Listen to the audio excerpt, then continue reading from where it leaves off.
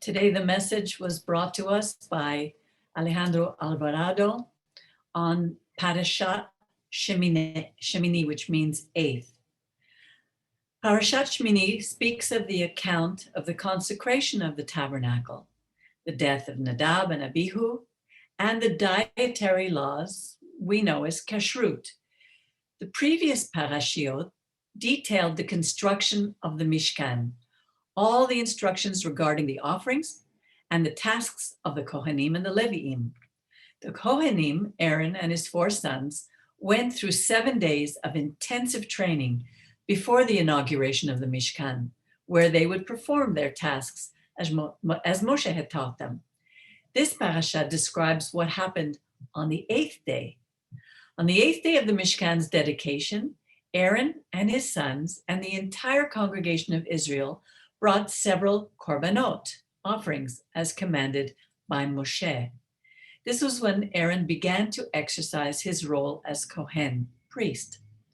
We see the symbolism of the 8th day reflected in the fact that the Borei Olam created the heavens and earth in 6 days and rested on the 7th. And on the 8th day, the creative work of man would begin. The Mishkan was a miniature universe created by humans.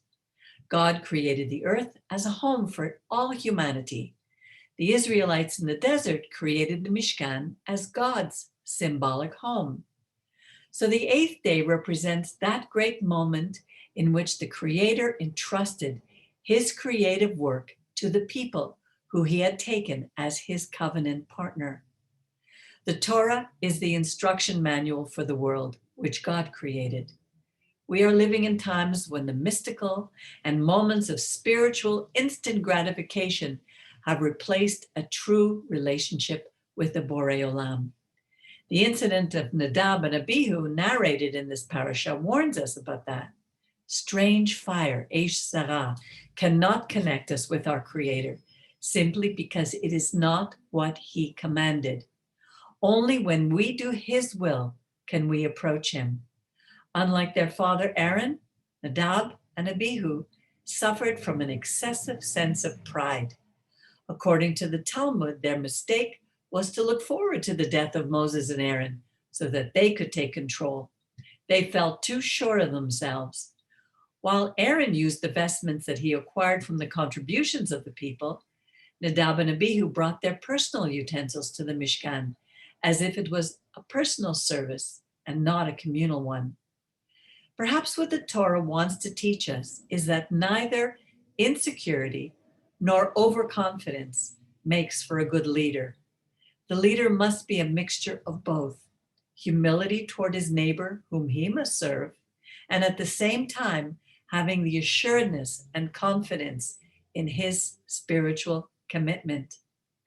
The subject of kashrut, which deals with allowed and forbidden foods, is the central motif in several chapters of this parasha. Kashrut is one of the precepts known as chukim, for which the Torah does not give an explanation. In our reading, the animals whose meat is allowed are specified. In the case of quadrupeds, they need to have a split hoof and be ruminants. In the case of fish, they need to have scales and fins. Birds of prey are prohibited, and poultry is allowed. A number of insects are also listed as clean.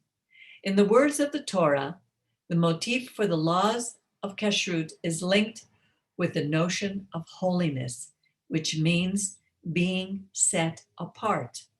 The only allusion or clue that the Torah provides regarding the reasons for all these regulations is that we almost always see the call for them to be a separate people, as in the case in Leviticus 11:44, where after specifying what can and cannot be eaten, the text concludes like this: because I am the Lord your God, you will sanctify yourselves and be holy, because I am holy.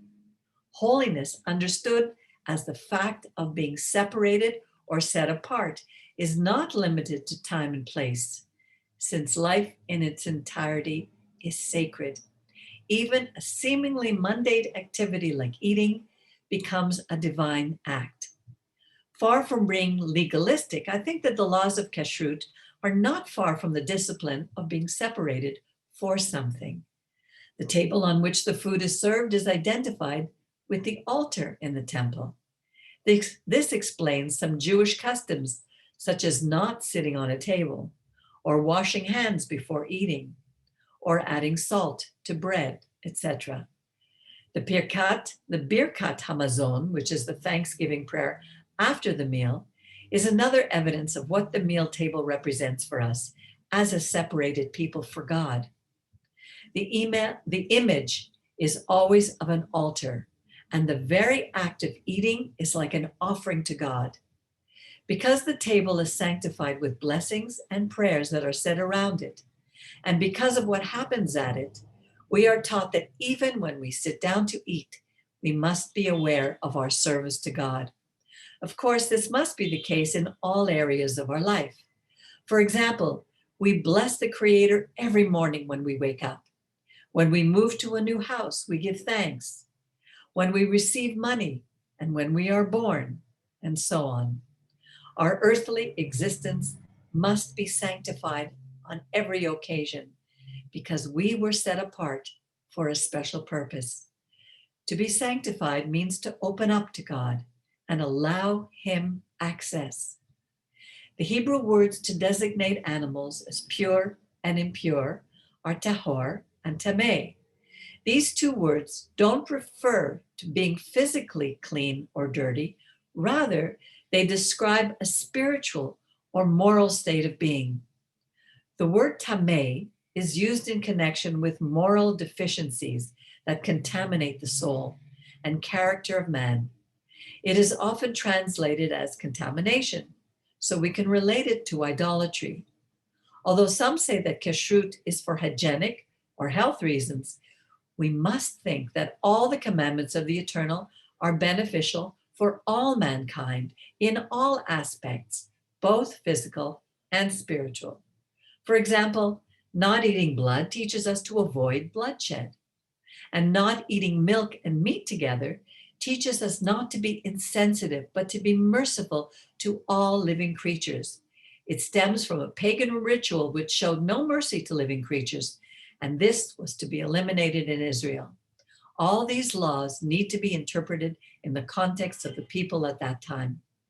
The laws of kashrut are reflected probably in more than any other subject in the various currents of Judaism, moralistic, symbolic, mystical, etc., each with their own explanations.